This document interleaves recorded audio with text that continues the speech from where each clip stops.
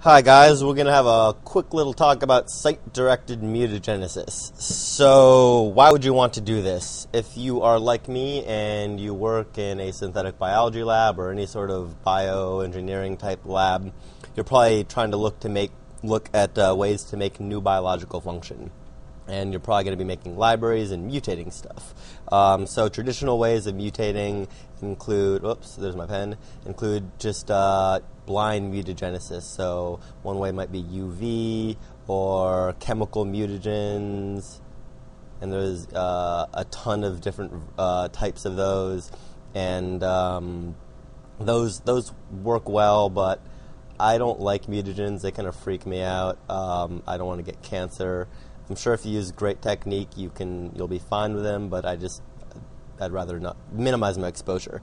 And these are also very kind of general types of mutations. Another big one is error-prone PCR. Error-prone PCR. So error-prone PCR.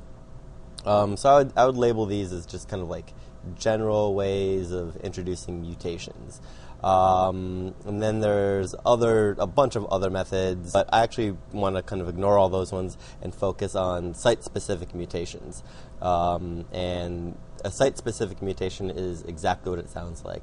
If you have a gene and you know that, maybe something in this area, well, maybe that's too big of a circle. Let's say that area you're pretty sure is going to, is important for this protein's function in determining what this protein does, you can mutate it. So, mutate.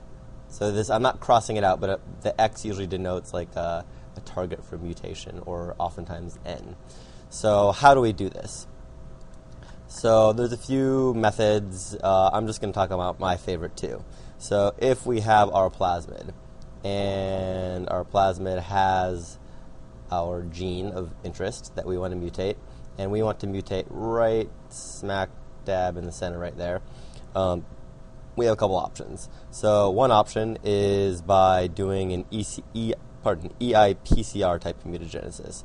So EIPCR, you design an oligo that looks something like this, that has your mutation in it, and then you have your tail, and then you have another oligo that goes like that. You have your tail, maybe you have a type 2S that cuts so you could recircularize, and then you PCR around the entire thing.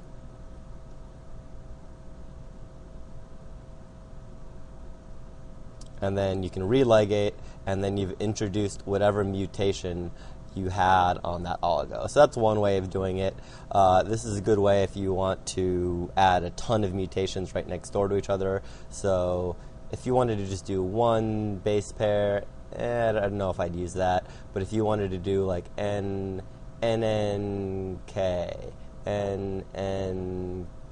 oh, that's coming out horribly. Let's just say it had like 3 NNKs that you want to do, which are it's the degeneracy codon for all amino acids. You might use this method, so you could throw in a bunch of mutations, and that'll work real well. But if you just want to maybe remove one, or not remove, if you wanted to change one, well, that is an ugly looking plasmid. Let's try using this circle thing. That's a nice plasmid. So let's just say you wanted to, I haven't used these enough. There we go, that looks nice. And we'll fill it in too. Camera won't let me fill it in. Oh well. There we go. Let's say that we wanted to just change one guy right there. Whoops.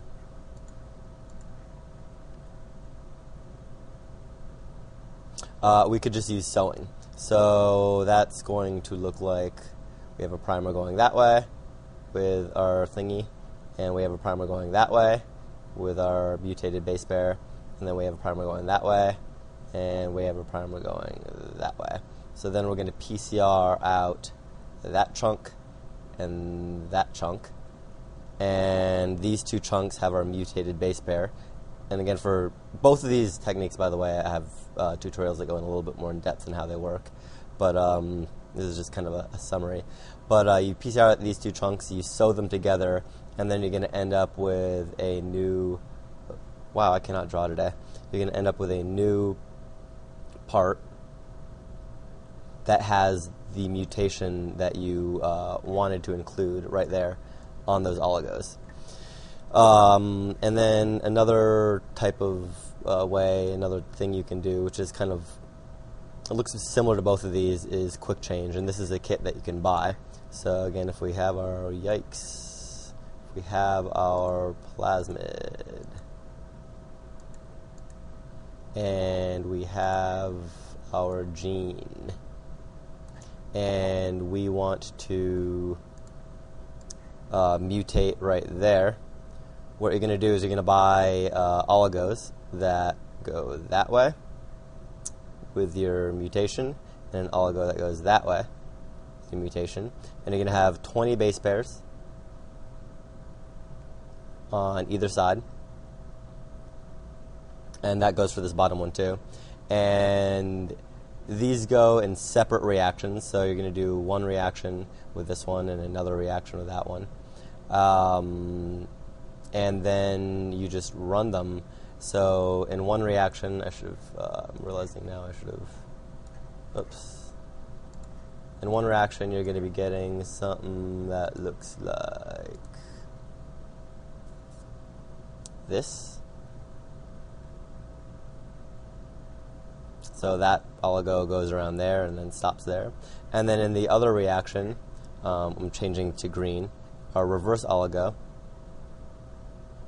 is going to go around like that. And then you take these two reactions and you pool them.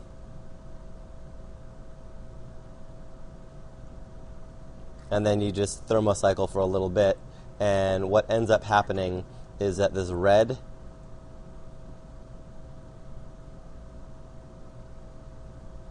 binds with the green,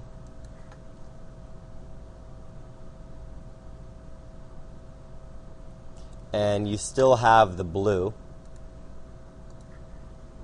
So you get this and you get the blue, and then you just add a little bit of DPN1. So, whoops.